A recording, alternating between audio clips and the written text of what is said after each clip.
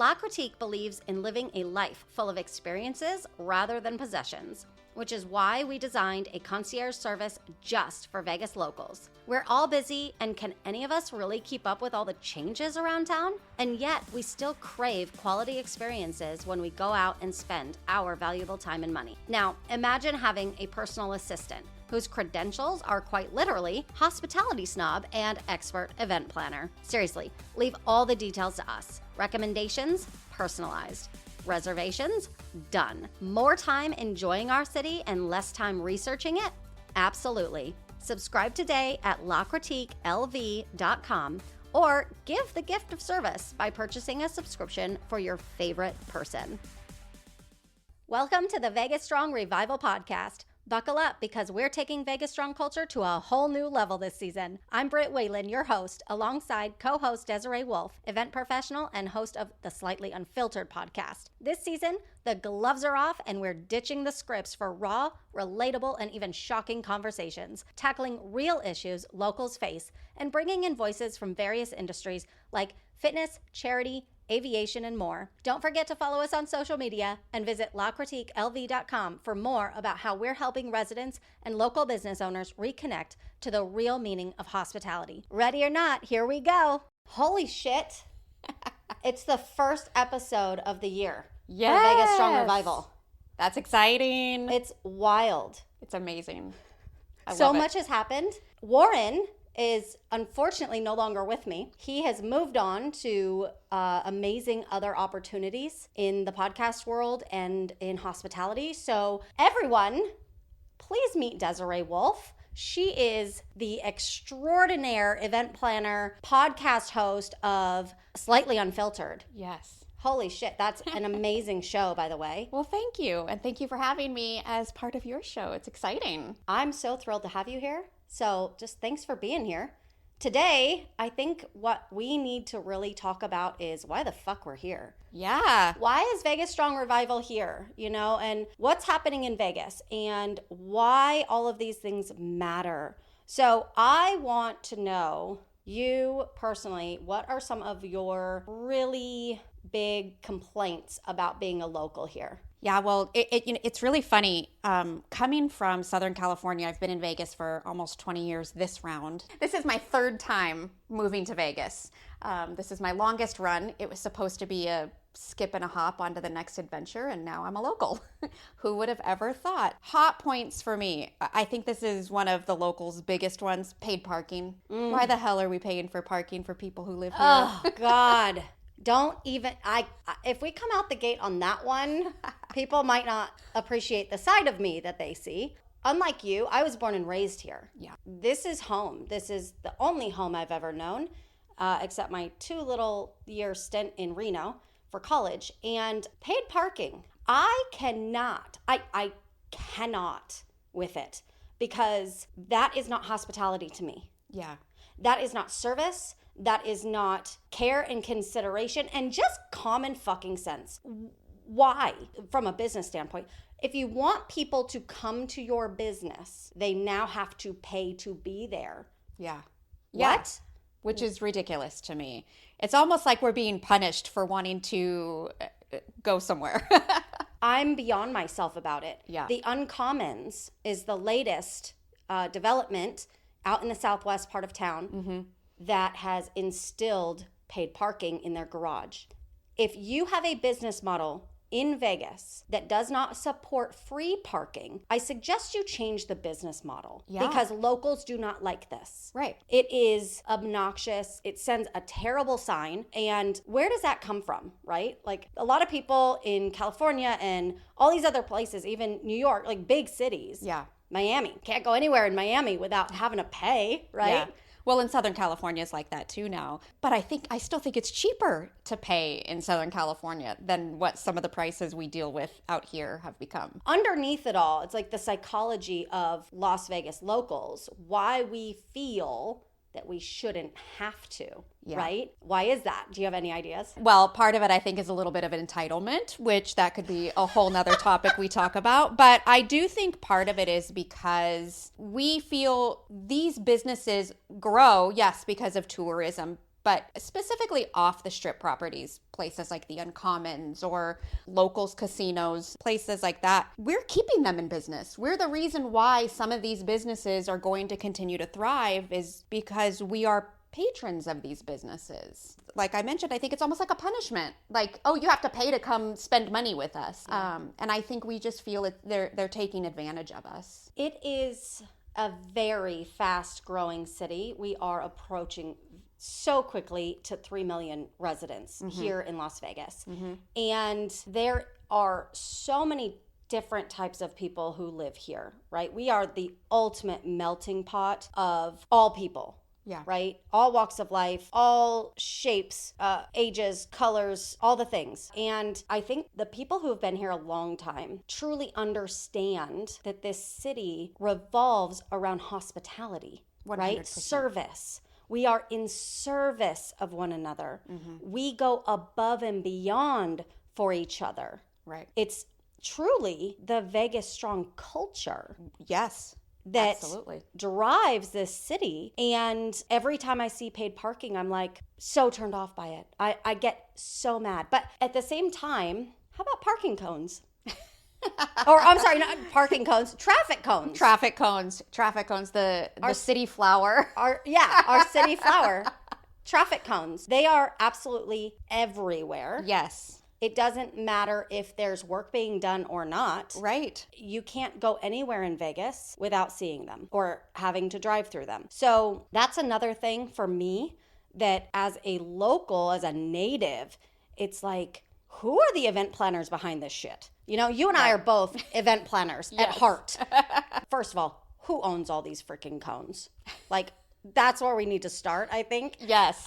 Can we talk to the person in charge of all of these cones, and can we strategize better ways to, plan? Yes. Because they're everywhere, and a lot of them are for no reason at all. Right. I actually did hear a rumor. You want to hear the rumor I heard? I'd love to. I have no idea if this is true. Oh gosh, lay it on me. The rumor is that so many of the road funding comes from the government, and the companies in charge of doing the road work have certain deadlines, right? But the workers get the job done faster than the deadline, but the government won't pay unless it looks like they were working on it until the deadline. Oh geez. And so they keep the cones up until the actual freaking deadline, and then they get paid. That's crazy.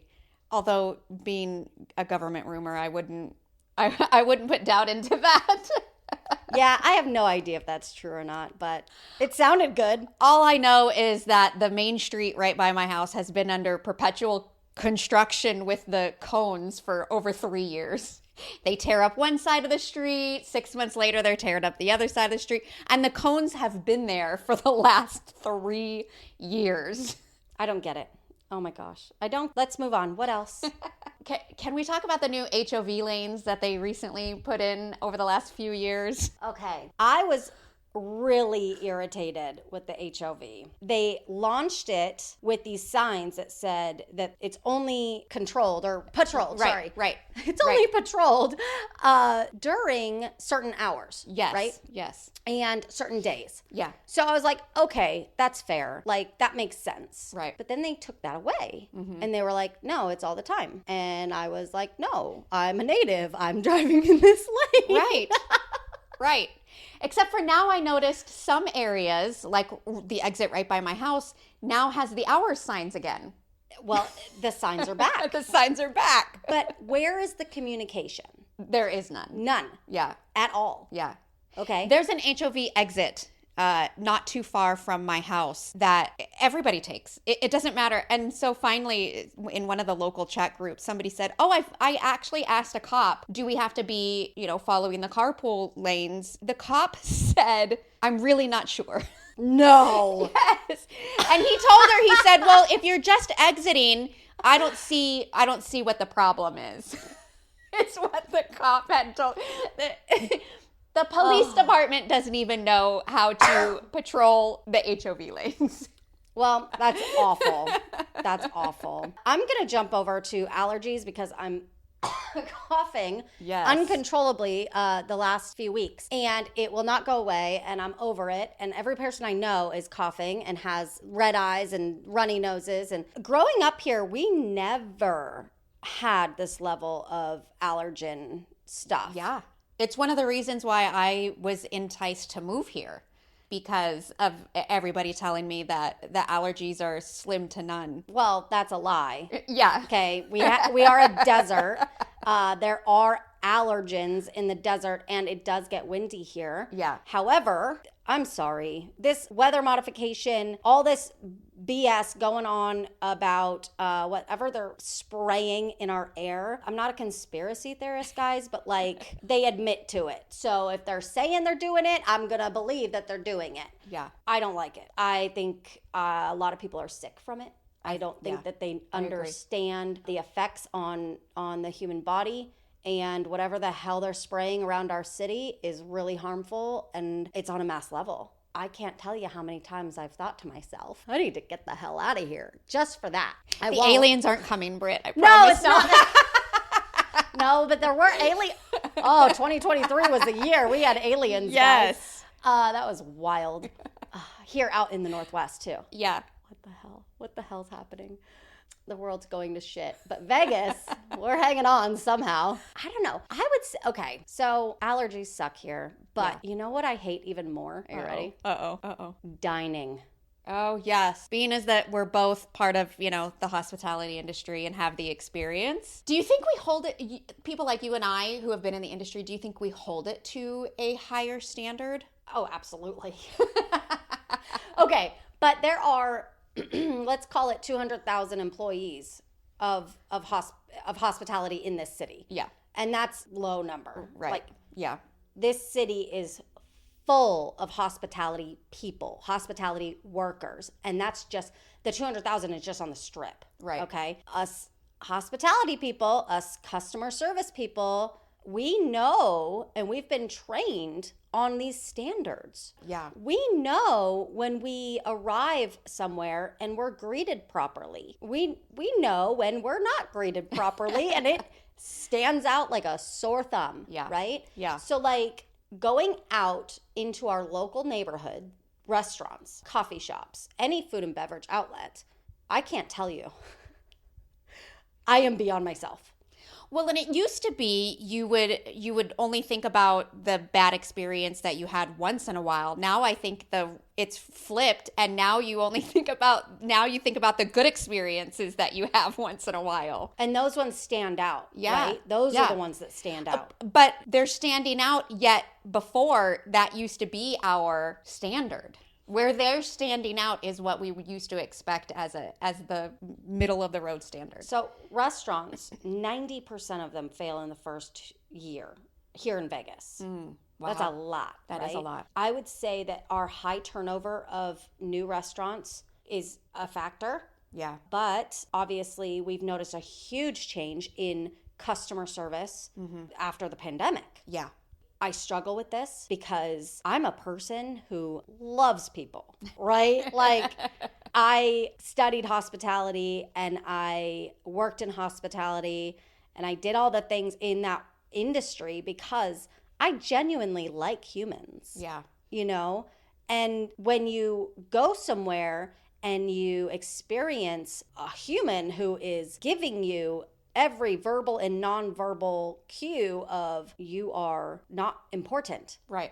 I don't care that you're here. Yeah. You're almost a bother. You're a number. Mm-hmm. Oh, it just drives me so crazy. It drives me crazy because we have one life. Some days, or for some people, they only have one day. Yeah. Like the battles people are facing every single day, they matter. And so when we go to a business, we as humans decide to go and spend our time, which is the most valuable thing we have, maybe next to health, and our money. Right. We make that decision to go to a business with those two factors. Mm-hmm. And then we are treated like a number or just another person. We're not important. don't even have a name. They Right. don't even ask us for our name. Right. They don't introduce themselves. Yeah. I can't tell you the last time a server, well, maybe I can because it was one of the standout ones. Holy shit. I just remembered this. He was amazing at the worst restaurant ever here out in Centennial area. Anyway, he literally told me that he was applying for other jobs. Wow. Okay then. No. And he told me, I asked him where he had applied and interviewed. Yeah. And he told me, and I called that restaurant and said, you guys need to hire this kid. Good for you. Because Good for you. He was so amazing, but he is not thriving where he's at. Yeah. And he needs to be with you guys because I know your restaurant. I've been to your restaurant plenty of times, and he would be an asset to your restaurant. But generally, 9.9 times out of 10, I dine out. My server does not even tell me who they are. Yeah. Does not say, hi, thank you so much for coming in today. I'm Kelly. I'm so happy to be serving you today. What can I get for you? Right. Can I start with some waters or whatever, right? Yeah. Why is it so hard? It's not that hard. It's not hard. I think, like you mentioned, there has been this weird shift. And I hate to use the pandemic as a timeline, but in the hospitality industry, that's kind of where the milestone marker has lied for the service that we're receiving in restaurants. It's so annoying. Yeah. The standards have gone so far down. Yeah. Like the bare minimum Right. is the standard. Yeah. I think it starts at the top of any restaurant organization is the management. Is the management instilling it? Is the management, do they have the same attitude about, I have to go to work because it pays the bills and they're going to get as little as I, give them today? It's always leadership. 100%.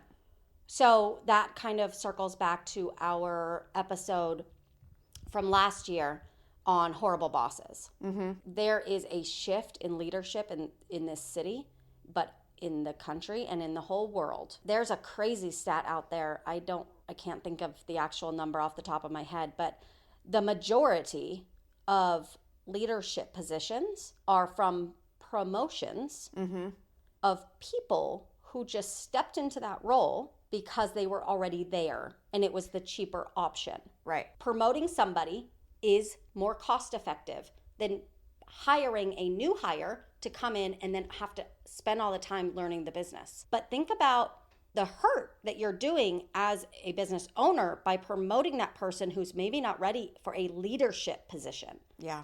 Right? Managing people. I remember my first job on the Strip managing another human. It's scary. I fucked it up so often. God bless her. Yeah. My coordinator. God bless her, because I had no idea what I was doing. I thought I was awesome. Like, I'm always very honest and open and straightforward, direct. But you learn that, like, how you communicate isn't always how they receive it. Right. Yep. Oh, managing people, it sucks. It does suck. I have gotten to the mindset lately of like, I manage events, not people. That's what you're going to get out of me. All right. So Vegas has some downsides. Yes. I'm trying to think of really what other big complaints I have about living here. HOAs. Oh, God, don't even get me started. It's like the mafia. The HOA loves my trash cans. They're obsessed with them. It doesn't matter where they're at. I get pictures regularly of my trash cans. And on the flip side, if you don't own a home, it's the property manager.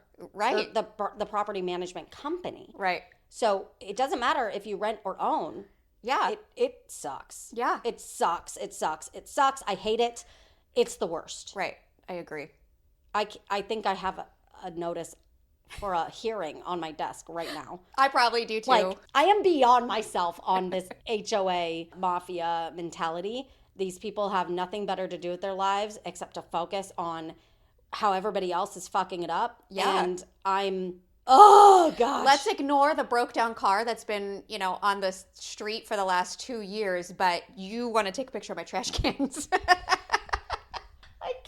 I can't. I feel like it's just like this wild money grab. Oh, 100%. Because it comes with a fine. Yeah. Yeah. Every picture I get of my trash cans costs me $55 or whatever it is. Yes. I've got like 30 days to put them away. Except for it got to the point where they stopped mailing me and just they put it in my file digitally. So I go to log in. I get a bill one day that's like 5 times as much as my normal HOA fees. And I call, I go, what is this for? Oh, well, we sent you one letter about your trash cans and you didn't respond. And I go, so you've billed me every month since then? Oh. Well, yeah, because you didn't file a response. No. So we assumed it wasn't taken care of. Oh my gosh. Like, oh, well, did you drive back by my house? This needs to change because I know that we are not the only people dealing with this bullshit. Right.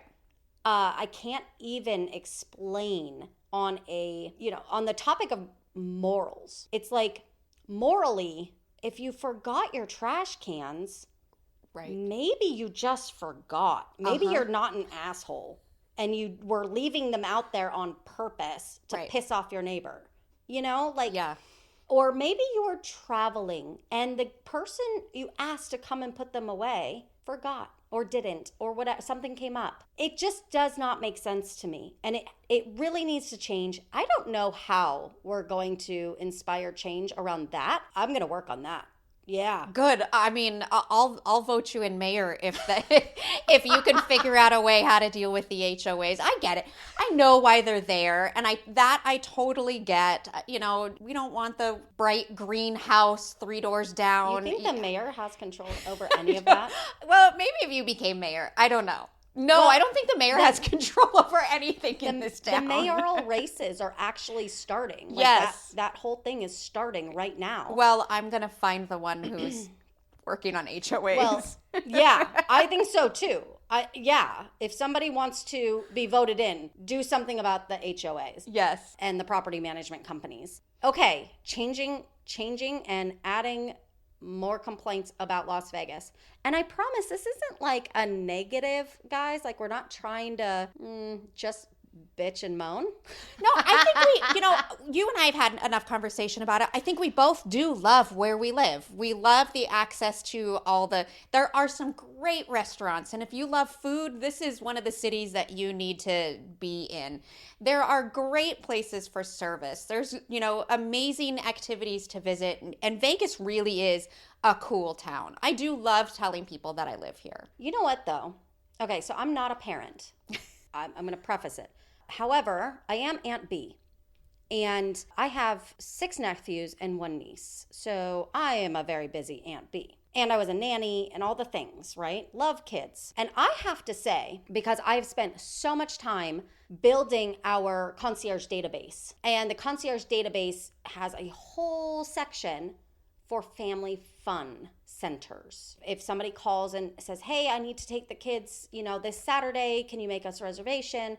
Yeah, sure. Let me see what's in your area of town or what's closest or what's best for you. But just know it's pretty freaking limited. Yeah. I just came from the Bahamas. I was there on a sales trip and got to be a guest with a friend. Going to a resort in the Bahamas called Baha Mar. And it's this mega resort. I would say it's the Bellagio of the Bahamas. Okay. It's stunning. It's beautiful. It's massive, massive. And it has the caliber of the Bellagio, like the looks, the appearance, the quality, all of it, right? The hotel tower we stayed at was actually under the Grand Hyatt brand. Mm-hmm. So, down pillows and this and that, beautiful. But what stood out to me about this property was how much they offered kids. It was wild. They had 3 water parks with these insane slides that don't even exist here anymore. Like, the adults freaked out on some of these slides, right? Yeah. They are terrifying. They had the scientific, aquarium style, what do you call it? Like submarine, like you go and study marine animals. Okay. So there were sea turtles and stingrays and starfish, and you could book your kids to go and learn about all of this, right? Like underwater with the animals, I think. Maybe Very I'm cool. exaggerating, I because mean, that sounds way cooler than I'm for sure it was. I mean, that sounds pretty cool. I'd go to that. They had an arcade and an adventure zone area. And I mean, it just seemed so kid and family friendly. Yeah. But then also adult party friendly, because they had the Sky Bar up on the top roof, and they had, or I guess it was more of a, that was like their club. Yeah. But it was on the top of the roof overlooking the ocean. And I mean, it was stunning. And so it had both. And I just wonder, like, Vegas is trying. I can see it. Yeah. Right? Yeah. They're trying to come out with family fun things, and more is opening. But we have lacked that for so many years that I'm hopeful that it gets better and better. Yeah. I am a parent. Yeah. And my kids are now a little bit older. They're 16 and 11, but I agree. I think Vegas tries. I think they miss the mark a lot on that family. I think developers sometimes forget that there's an entire city of people and families who live here. Yeah. And I think they get so caught up in the where can we make the money? It's the adults visiting the Strip. Well, I don't remember the exact number of kids that live here, but we have a large population of people under 18 who live here in Vegas that are still looking for legal things to do. Yep. And I remember when my kids were little, I was always looking for something fun for them to do. That was more than, oh, we have to walk through the casino to get to the lion habitat, or something that we didn't have to go down to the Strip for, pay for the parking, pay the full prices or ticket prices and things like that. We're always looking for something to do off the Strip. Well, you mentioned the lions, and the lions aren't on the Strip anymore. I know. That just goes to show how old and how long I've been here. But I love that you brought it up, because I'm a big fan of the Lion Habitat Ranch. Yes. And if I can plug them into anything I ever do ever, I'm going to. So if you haven't been to the Lion Habitat Ranch, you have to go. It's the coolest freaking thing. You'll never in your life get closer to a lion ever. Yeah. It's amazing. I know. Can you believe we've never gone? I need to go. What? I know. I need to take the kids and go. Oh my gosh. It's so affordable, and they really do desperately need help, and they need visitors to keep the place running, because every dollar that comes into their nonprofit really truly does go to like feeding those lions. Yeah. They have volunteers as oh gosh. Okay, we can't do it. I will go on and on. We could do a whole promotion. I love the Lion Habitat Ranch. So if you have not gone, you need to go. Okay, that's my plug. Britt, I'm adding that to my list. Great. We should go together. Yes, I haven't been in a while, so I should go. The other thing, since we're on the topic of kids, I have to say that, yes, I was born and raised here. Yes, I was brought up in the school system here. But no. Is it great? No. No, it's not great. Our school system is struggling. The most recent tabloid type thing was our superintendent and everything going on with him. And it's just so underfunded. We do not have enough funding in our school system. And that's another thing. If you want to run for a government position anywhere in this state, support the schools. Yes. You will get the votes, because my older sister is a teacher in the district. And was it during or pre? No, I think around the start. No, it wasn't. Oh, when was it? Anyway, she was like witnessing fights every day. Oh, yeah. Yeah. I hear about it all the time. Oh, it was after the lockdown and they reopened the schools. That's when it was. Yes. And she got pregnant, and she was still in the classroom, and I was so worried that she was going to get hurt. Yeah. And then the baby was going to get hurt. And I'm like, this job is no longer safe for you. And it doesn't matter the part of town. No. Because I hear people try and say, oh, well, she must have gone to a, poor neighborhood school, or it doesn't matter. No. It does not matter what area of town you're in and what fancy schmancy school you think you're at. I went to public school, but then I transferred. I graduated from a private school, And I gotta say, I think I saw more drugs in the private school than I ever did in public school. I hear that from a lot of people. Because guess what? They have the money. They have the money. Mommy and daddy's money to go and buy the drugs. Yes. Probably shouldn't say that, but I mean, true. I feel like there's a lot of truth behind it, because you are not the only native that has told me that. Everybody's going to be looking up where I went to high school. Okay, are you ready? As a native. I don't know if I'm ready. As a native, the change from McCarran Airport to Harry Reid, I'm sorry. It'll be McCarran for me for the rest of my life. It was a terrible, terrible decision. Whoever decided this. And you know what? I feel like karma is actually actively working. Yes. Because there have been so many car thefts from that airport in the parking garage. Yep. My good friend from high school, like I've known her for over 20 years, right? Had her car stolen not even 10 days ago. Oh my gosh. From the airport. Yeah. You're making me rethink. I have a trip at the end of the month. You're making me rethink there. Parking there. No, don't park at the airport. Don't leave your car. No. I think I will take a ride share. But that also, I guess, does kind of lead me into saying that our level of crime has gone up. Yes, I believe so too. In Vegas. Yep. I think the increased population just increases crime. Yes. Naturally. I don't know what the heck we're going to do about it, but... Again, if you're running for government.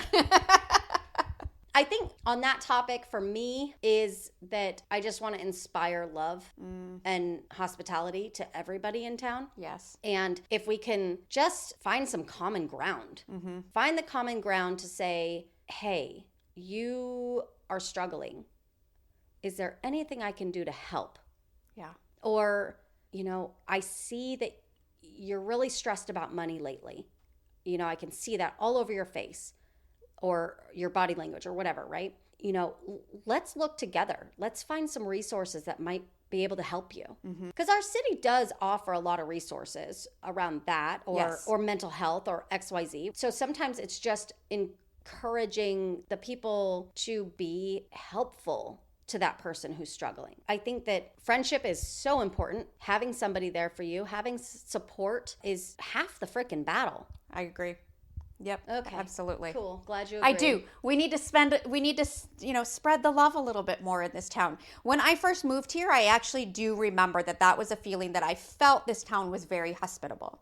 And I love that. I feel like there was a sense of community of people who you had the people who worked on the strip. They've been there for years and they all stuck together. They knew each other. It did give a sense of a big happy family. You had the locals who lived on the, outer skirts of town, and they had a sense of community over in their spot. I do think we've gotten away from that a little bit. Like you said, I think part of it is the massive growth that this town has gone through so quickly.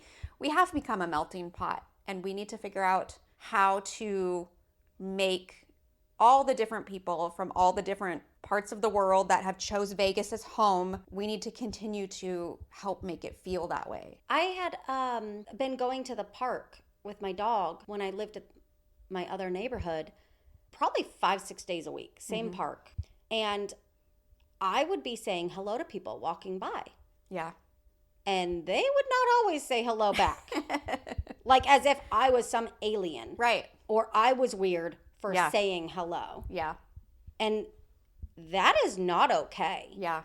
Do you think that's Vegas, or do you think that's become a societal thing across? I have to imagine it's not just Vegas, but factually I wouldn't be able to answer that. I don't know, because I've never lived anywhere else. Yeah. It does definitely feel like Vegas has become less friendly. So if you're out and about and somebody says hello to you, somebody opens a door for you, somebody does something thoughtful that they didn't have to do, let's be kind in return, right? Like, let's say hi. Let's make eye contact. Right? Let's not be weird. Yeah. Stop being an asshole. Don't be an asshole. Oh, gosh. I just got flashbacks of me being in the car with the guy who threw rocks at my window. So. Oh, my gosh. Real quick. This is kind of a hard thing for natives because we are accustomed to having everything open 7 days a week. Yes. With extended hours. Yes. If not 24 hours. Yes. Right? And not even 4 weeks ago, I was out late at night trying to find an open Walgreens.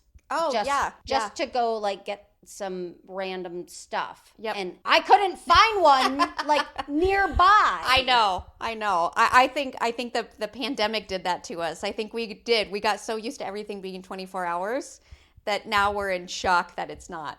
I'm pissed.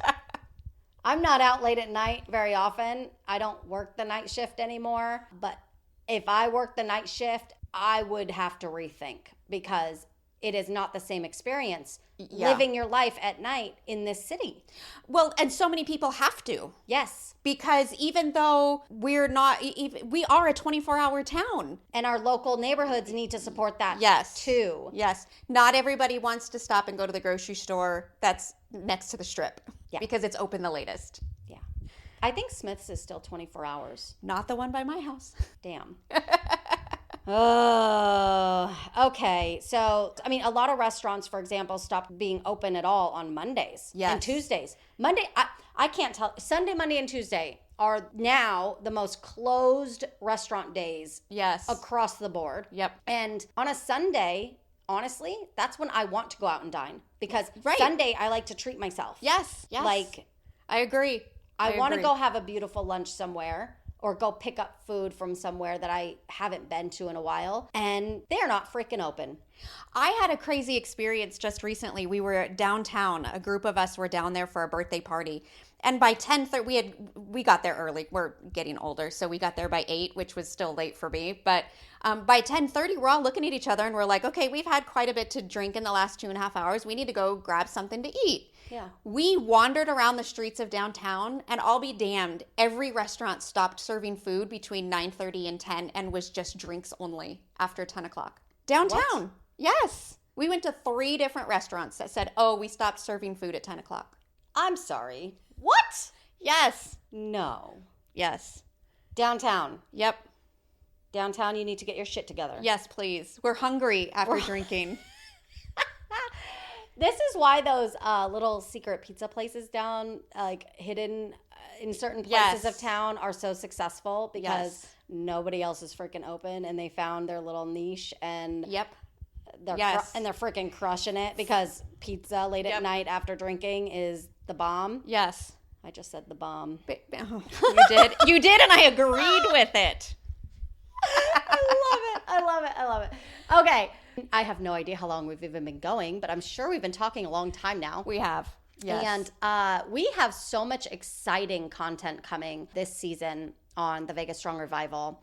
You are here by my side part-time. I'm so thrilled to have you. Thank you for being here. The VegasStrong Revival is home of all things hospitality for locals. So no topic is really off topic. We're going to talk about everything. All of these things that we discussed today are going to come up in future episodes. We're going to talk about how we can actually make changes, how we can actually do better, how we can actually inspire change and improve our experiences when we decide to spend our time and money out in local Las Vegas. And on the flip side, we're going to talk a lot about how businesses can make a difference and really improve, and not just improve the experiences for locals, but I mean, ultimately a business is in business to make money. Yeah. So these businesses, if they're listening, they're going to learn a lot, and they're going to benefit from it financially by making some changes.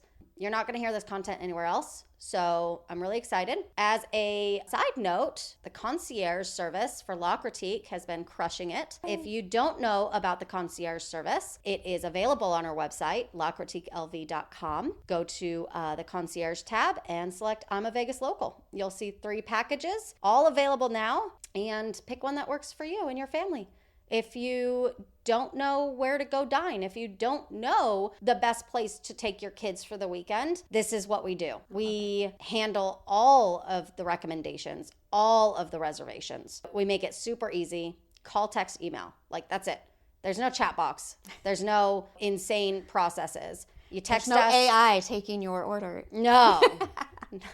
Oh my gosh, AI, we're going to need an episode on that. Yeah, that's a whole nother thing. Yeah, so if you would just like some help figuring out what to do, where to go, and making it all happen, definitely get a subscription to the concierge service. We've got your back. We are your teammate. We're your personal assistant in many ways. We ultimately just want more Vegas locals experiencing new things in town. This city changes so rapidly that as a local, it's almost impossible to keep up with what's available out there. So for us, it's a way that we really truly feel like we're helping Vegas locals experience great things around town.